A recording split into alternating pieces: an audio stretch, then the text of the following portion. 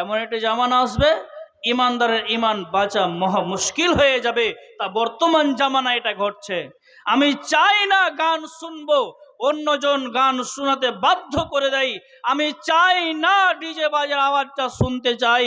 অন্য দিক দিয়ে আমার জাত ভাই মুসলমান, আমারই জাত ভাই মুসলমান, এই মুসলিম ভাইটাকে দেখতে পাওয়া যাচ্ছে প্রথম জানুয়ারিতে লেন, আর বিভিন্নতে লেন, আর বিয়েতে লেন, সব দিক দিয়ে এরা ডিজে বাজিয়ে মাতোয়ারা করে দিয়েছে দেশকে। এই দেশটা অশ্লীলতায় ভরে গেছে। হযরত উমরকে বললেন, উমর, এটাই হলো আল্লাহর ভয়।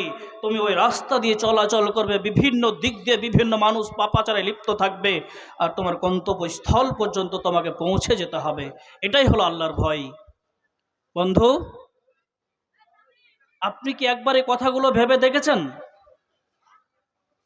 বাবজি আমার, আপনার ৮০ বছর বয়স হলো, ৬০-৭০ বছর বয়স হয়ে গেছে, আপনার কি এখন পর্যন্ত ৫,০০০ টাকা বেনামি? মাশাআল্লাহ, বেনামিতে একজন ৫,০০০ টাকা দিয়েছে। বেনামিতে নাম বলেনি, নাম বললে হয়তো আর ৫,০০০ বলা যেত নাকি। তো ভাইরা, ৫,০০০ একজনা হয়েছে, এর সাথী আরো তো হতে হবে, এর সঙ্গী তো আরো হতে হবে ৫,০০০ টাকার। রব্বুল আলামিন বেনামিতে ৫,০০০ টাকা দিয়েছে। আল্লাহ যে আশা উদ্দেশ্য নিয়ে দিয়েছে, মাবুদ তুমি তার মনের আশা ও উদ্দেশ্যকে তুমি পূর্ণ করে দাও। তাহলে বলছিলাম বন্ধু, যখন সে কোরআন আয়াতগুলোকে শুনবে, তার মনটা, তার হৃদয়টা আল্লাহর ভয়ে থরথর করে কাঁপতে থাকবে। আর এখন আমরা মাতোয়ারা হয়েছি, মাতোয়ারা হয়ে গেছি। এখন আমরা মেয়ের পিছনে মাতোয়ারা হয়ে, কোন দিকে মেয়ের পিছনে মাতোয়ারা হয়ে আছি, আর মেয়েরাও তা দিব্যি একদম চলাচল করছে। রং নাম্বারে ফোন করিল, রং নাম্বারে ফোন করিল, রিসিভ করিল মেয়ে, প্রথম লগ্নে প্রেম কাহিনী উঠাল জমিয়ে, দ্বিতীয় লগ্নে প্রেম আগুনে দুজনকে পুড়াইল, আবার কেমন যুগাইল রে, ইমানকে খাইল, আবার কেমন যুগ আইল। নারী গেল সিনেমাতে ফিল্ম দেখিবে তাই, সঙ্গে আছে চাচা তো ভাই, আর আছে বোনাই। রাত 12টায় ফিল্ম দেখে বাড়ি ফিরে আইলো, আবার কেমন যোগাইল রে, ইমানকে খাইল, আবার কেমন যুগ আইল। কোনো কাজ করিলে মোবাইল চললে নয়তো লাগে না মন, আর একটা গানে মন মাতালো, ইঞ্জিল পুক পুক গান। আরে গানের তালে হাসি দিয়ে জমিনে লুটালো, আবার কেমন যোগাইল রে, ইমানকে খাইল, আবার কেমন যুগ আইল। বন্ধু, ইমানটাকে আমাদের যেন কুড়ে খেয়ে নিচ্ছে ধীরে ধীরে। এমন পর্যায়ে আমাদের ইমানটা পৌঁছে যাচ্ছে, মনে হচ্ছে যে আমরা বহল তো মানুষ বাস করি, দেখতে মানুষ, কিন্তু আমাদের মধ্যে আল্লাহর ভয় ভীতি বলে কোনো জিনিস নেই। আল্লাহ রাব্বুল আলামিন তারপরে কি বলছেন? আয়াতুহু যাদাতুহুম ঈমানা ওয়া আলা রাব্বিহিম ইয়াতাওয়াক্কালুন।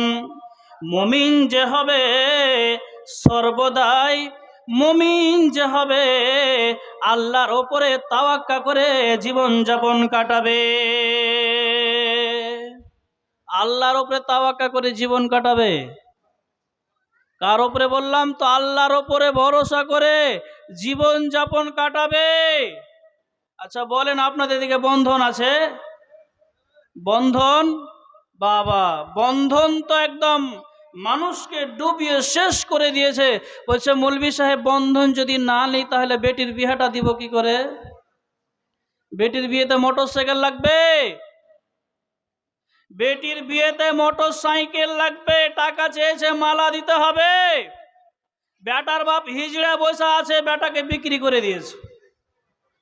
বেটার বাপ হিজড়া বাড়িতে বসে আছে, মেয়ের কাছ থেকে মালা নিয়ে নিচ্ছে, মেয়ের বাপের কাছ থেকে। কি নিয়ে? তো বন্ধন দিয়ে। বন্ধন লোন নিয়ে। বন্ধন লোন নেবেন না। কেন? আপনি আগেকার ইতিহাসগুলো দেখেননি? আপনার দাদুর বিয়ে হয়েছিল আপনার দাদির সাথে, তো কখন বন্ধন ছিল? তখন বন্ধন নিয়ে বিয়ে হয়েছিল? হয়নি। এখন কেন আপনি বন্ধন নেবেন? আল্লাহ রসুল বলছেন, যদি কোনো মেয়ে, যদি কোনো ছেলে, যদি কোনো ছেলে কিংবা কোনো মেয়ে যদি 1 টাকা সুদ খায় কিংবা সুদ দেয়, যদি কোনো মেয়ে কিংবা কোনো ছেলে 1 টাকা যদি সুদ খায় কিংবা সুদ দেয়, নবীজি বলছেন এ সুদের গুনাহ হলো 70টি। সব চাইতে ছোট পাপ হলো তার মায়ের সাথে বিয়ে, তার মাকে জেনা করা। তার মায়ের সাথে জেনা করলে যা গুনাহ হবে, 1 টাকা সুদ খেলে তার চাইতে বেশি গুনাহ হবে। বন্ধু, আর একটু শুনেন। যদি কোনো মানুষ সুদ খায় তো কি হবে? যদি কোনো মানুষ যদি সুদ খায় কিংবা সুদ দেয়, বন্ধন নেই, তাহলে কি হবে? নবীজি বলছেন, ওই ছেলেটার যখন বিয়ের বয়স হলো, ওই ছেলেটার যখন বিয়ের বয়স হলো, অন্য কোনো জায়গাতে বহু দেখতে না গিয়ে, অন্য কোনো মেয়েকে বিয়ে না করে সে যেন তার মাকেই বিয়ে করে নিল। তার মাকে বিয়ে করে নিয়ে তার মাকে নিয়ে বাসর ঘরে এসে যেন ঢুকে গেল। 1 টাকা যদি সুদ খান তো বলেন বন্ধন নিয়ে রেখেছেন, অবস্থা কি হবে? বন্ধু, আর একটু চলেন। যদি মেয়ের ক্ষেত্রে হয়, যদি মেয়ের ক্ষেত্রে হয়, কোনো মেয়ে যদি 1 টাকা বন্ধন নেই কিংবা বন্ধন লোন তুই মেয়েটা দেয়, সুদ খাওয়া হলো, আর এভাবে যদি কেউ লেনদেন করে, নবীজি বলছেন ওই মেয়েটার যখন বিয়ের বয়স হলো, অন্য কোনো জায়গাতে বর দেখতে না গিয়ে, অন্য কাউকে, অন্য কোনো পুরুষকে বিয়ে না করে সে যেন তার নিজের বাপকেই বিয়ে করে নিল। তার বাপকে বিয়ে করে নিয়ে তার বাপকে নিয়ে বাসর ঘরে ঢুকে গেল। 1 টাকা সুদ খেয়েছেন তো? 1 টাকা সুদ খেয়েছেন তো? আল্লাহ বলছেন যে তোমরা আমার উপরে তাওয়াক্কুল করো, আমার উপরে ভরসা করে জীবনযাপন কাটাও। দেখবেন আল্লাহ রাসূলের সাহাবী একজন আসলেন বাড়িতে। আসার পরে বললেন, বিবি রে, তুমি বলো বাড়ি থেকে কোনো খাবারের ব্যবস্থা হয়েছে নাকি, আছে নাকি? স্ত্রী বললেন, স্বামীজান কোনো খাবার নেই, কোনো খাবার নেই, বাড়িতে কোনো খাবারের ব্যবস্থা নেই। স্বামী চললেন নামাজ পড়ার জন্য, নামাজ পড়ে আসলেন, কোনো খাবারের ব্যবস্থা হয়নি। 1 বার 2 বার 3 বার গেলেন, বাবার যখন সালাত আদায় করে এসে দেখছেন অটোমেটিকলি জাতা ঘুরতে আছে, না অতি জব দিয়েছে, না ভুট্টা দিয়েছে, না গম দিয়েছে। আল্লাহর উপরে তাওয়াক্কুল করে তার বাড়িতে বরকত চলে এলো। আল্লাহর উপরে ভরসা করতে হবে। আল্লাহ রাব্বুল আমিন আরেক জায়গায় কি বলছেন? ইন্নাল্লাযীনা ক্বালু রাব্বুনাল্লাহ সুম্মা ইসতাকামু তাতানাজ্জালু আলাইহিমুল মালায়েকা। যদি কোনো মানুষ বলে আমার রব হলো আল্লাহ, সুম্মা ইসতাকামু তাতানাজ্জালু আলাইহিমুল মালায়েকা, তাহলে আল্লাহ রাব্বুল আমিন তাকে ফেরেশতা দিয়ে সাহায্য সহযোগিতা করবেন, ফারিস্তা দিয়ে তাকে রক্ষা করবে। বন্ধুরে আমার, তাহলে আমাদের এই সময়ে আল্লাহর ওপর থেকে ভরসা উঠে গেছে। আল্লাহর উপরে ভরসা আমাদের নেই বললেই চলে, উঠে গেছে পূর্ণতায়। কিছু সংখ্যা মানুষ বেঁচে আছে, তা আছে। তাহলে আল্লাহ রাব্বুল আলামিন কি বলছেন? যারা মুমিন হবে এরা কি করবে? আল্লাহর উপরে তাওয়াক্কুল করে জীবন যাপন কাটাবে। আল্লাহ সুবহানাহু ওয়া তাআলা আল্লাহর উপরে ভরসা করতে বললেন। চলেন আর একটা ঘটনা আপনাকে শোনাই। একদিন আম্মাজান আয়েশা সিদ্দিকা রাদিয়াল্লাহু তাআলা আনহার বাড়িতে এক মহিলা আসলেন। আসার পরে বললেন, আম্মাজান আয়েশাকে বলছেন, আম্মাজান, আমি বেশ 3 থেকে 4 দিন আমার খাওয়া হয়নি, ক্ষুধার্ত অবস্থায় আছি। আম্মাজান, কিছু যদি খাবার থাকে তাহলে একটু ব্যবস্থা করে দেন। আমার 2 সন্তান, এরাও খাবার খায়নি, আমার সন্তান আছে, এরাও খায়নি। আম্মাজান আয়েশা বাড়িতে গেলেন। আম্মাজান আয়েশা বাড়িতে গেলেন। বাড়িতে যাওয়ার পর দেখেন, যিনি বিশ্ব নবী, যিনি নবীদের নবী, যিনি আমাদের নেতা, যিনি বিশ্ব নবী, তার বাড়িতে কোনো দামি খাবার নেই। আর আজকে যদি আমাদের প্রধান, এখন যদি প্রধান হয়, সামনে 1 বছর হতে হতে তার 3 তলা বিল্ডিং হয়ে যায়। দেখেন, তিনি আমাদের নেতা, তিনি আমাদের নবী, নবী মুহাম্মদ রাসূলুল্লাহ সাল্লাল্লাহু আলাইহি ওয়াসাল্লাম। তার বাড়ির দরজায় একজন মেয়ে এসে বলছেন, আম্মাজান, আমি তো বেশ কিছুদিন ধরে খাইনি, আম্মা, কিছু খাবারের ব্যবস্থা হবে নাকি?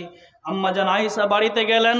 বাড়িতে যাওয়ার পরে দেখলেন, আরবের বুকে সব চাইতে যেটা সস্তা খেজুর, সব চাইতে কম দামের খেজুর, আম্মাজান আয়েশা সিদ্দিকা রাদিয়াল্লাহু তাআলা আনহা তিনি সেই খেজুরটিকে নিয়ে আসলেন এবং নিয়ে এসে তার মায়ের হাতে দিলেন, মেয়েটার হাতে দিলেন।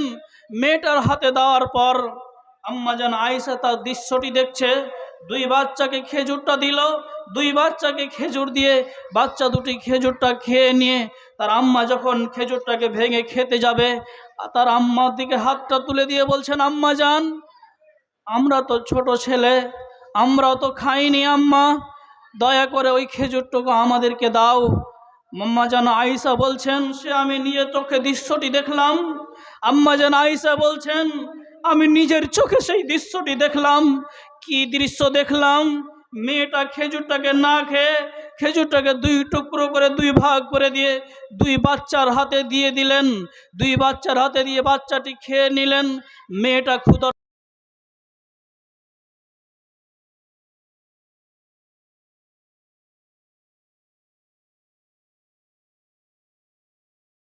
কোরআন কিনা যাবে না,